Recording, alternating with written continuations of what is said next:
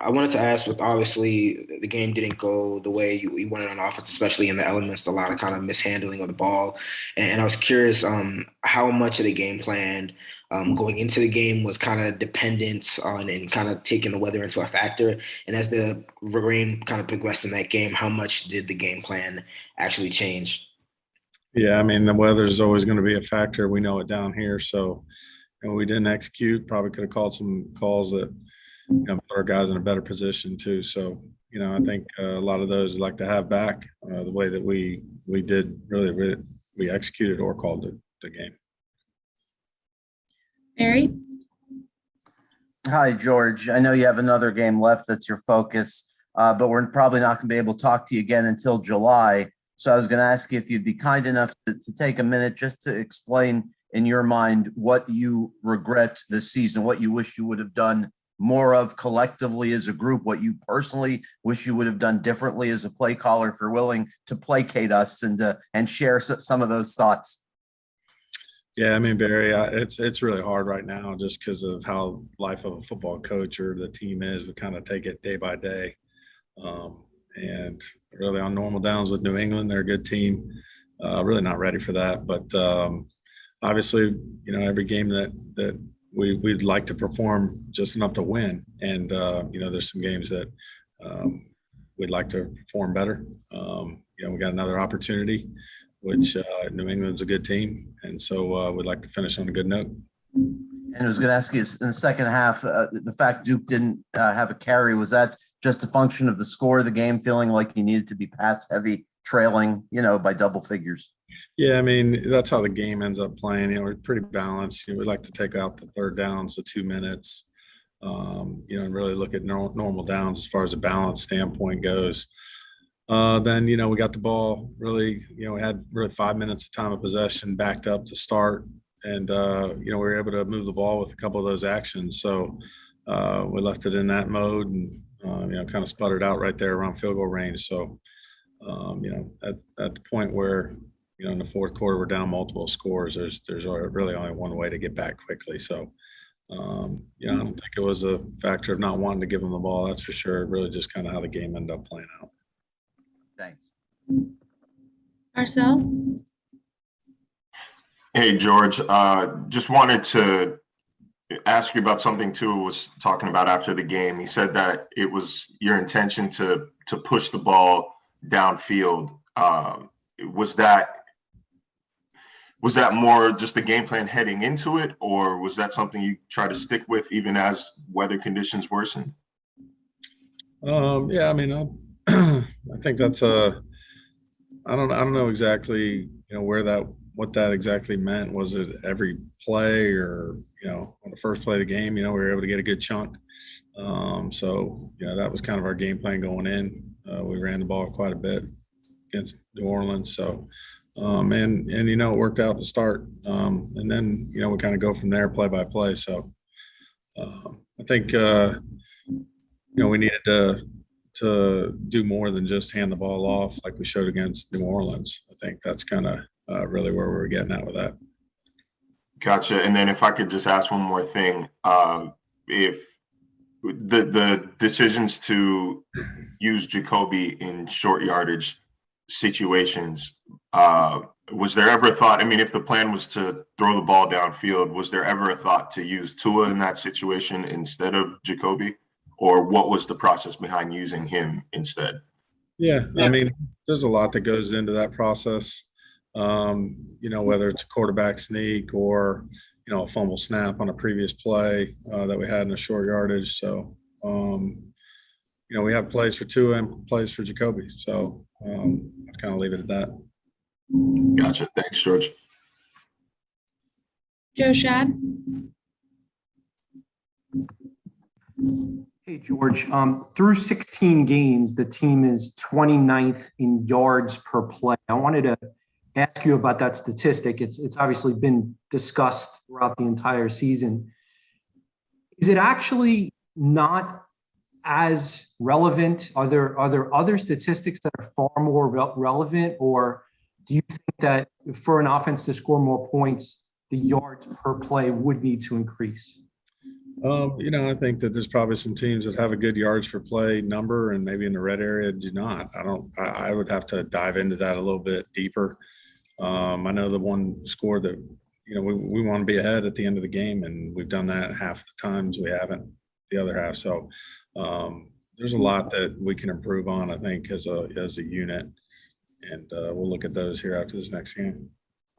Another thing that I wanted to ask you about over the 16 games was 13th in the NFL in third down efficiency.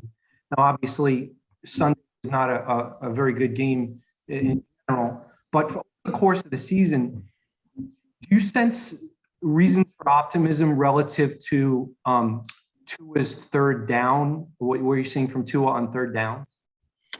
Well, last game, it's pretty noticeable that you pointed that out because we have been good on third down, and our yards to attain the first down has been a lot lower than it was on Sunday. We had, quite a bit of third and 8 pluses, and we weren't able to convert those. Thus, we weren't able to stay on the field, and we weren't able to run it more. And so a lot of these questions that were asked kind of revolve on staying on the field, staying on track, getting first downs.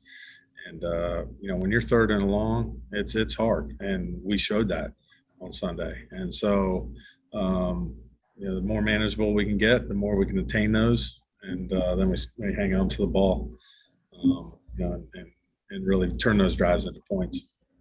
Thank you. David? Hey, George, now getting about a full year to evaluate Hunter Long as a rookie. How do you think he fared? What are the strengths that you've seen in his game, and where do you think he can still improve? Yeah, like any rookie, there's a lot to learn, from personnel to technique, to our design of our plays and how we want to get open in the passing game and block. I think tight end's really a unique position because of all the different responsibilities, and we got a good group in that room. And a lot of those guys have played, and those guys have played, each game.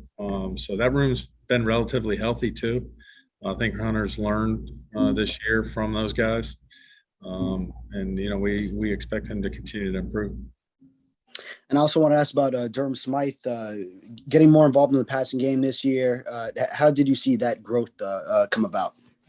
Durham's reliable, and we've seen that in practice.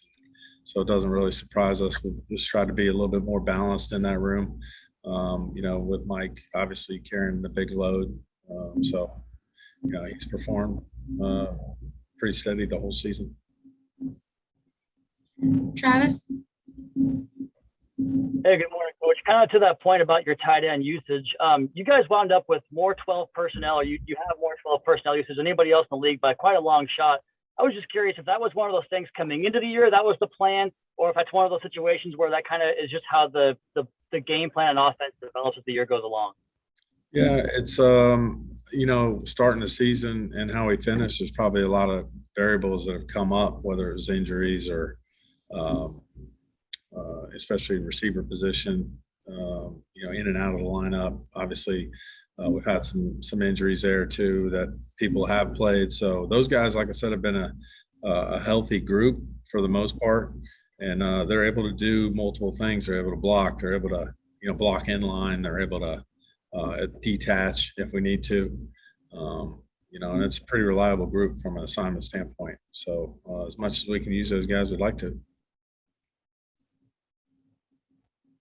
Omar? George, there have been 8 games this season where you guys have produced less than 300 yards of offense. Obviously, the hope is that would be high, a little bit higher in terms of the production level. What do you feel has been the issue that sort of hindered the offense, not from a yardage and a scoring standpoint this year?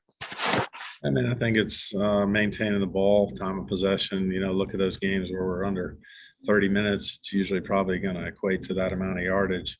We didn't really perform well in the 2-minute scenarios either. We had 3 of them on Sunday, and didn't get any production out of it. So there's a few of those situations that third down, 2-minute where we just didn't perform up to our standards. So holding on to the ball will help us get more yards and get us into scoring range, get more points.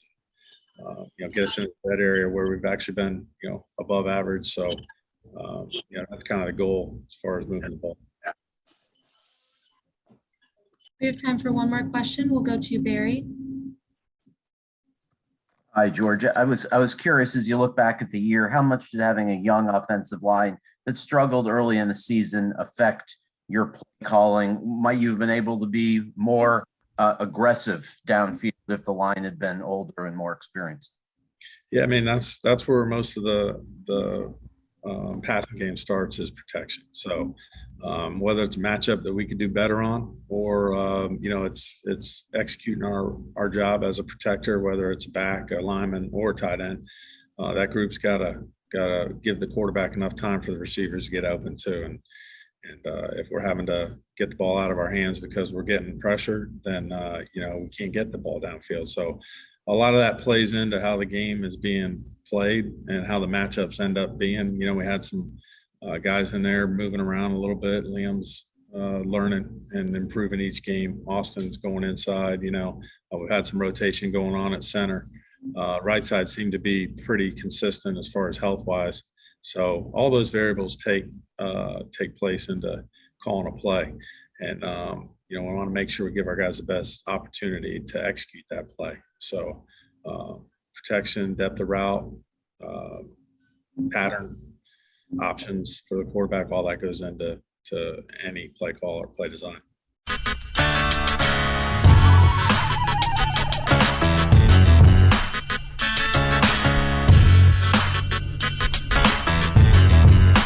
This is the Big O Show. This is the Big O Show.